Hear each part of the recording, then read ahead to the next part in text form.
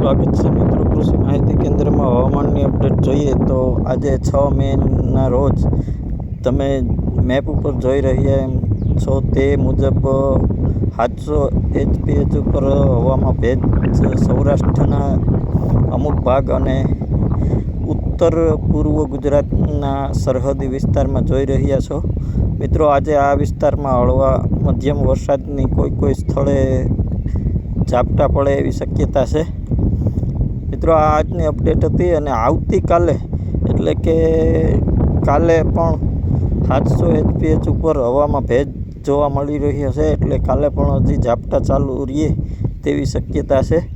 તમે મેપમાં જોઈ રહ્યા છો એ પ્રમાણે આવતીકાલે પણ અમુક વિસ્તારમાં ગુજરાતમાં વરસાદ થશે અને એ પણ સીમિત વિસ્તારમાં હળવા મધ્યમ ઝાપટા પડે તેવી શક્યતા છે મિત્રો. આ આવતીકાલની વાત હતી અને હવે પરમ દિવસની વાત કરીએ તો પરમ દિવસે વરસાદના વિસ્તારમાં ઘટાડો થશે.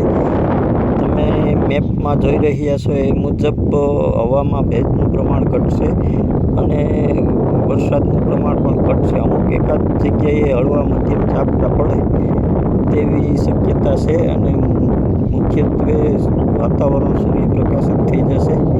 આ પ્રી મોન્સૂન એક્ટિવિટીની શરૂઆત હતી મિત્રો. વિડીયોને લાઈક કરજો, શેર કરજો અને ચેનલ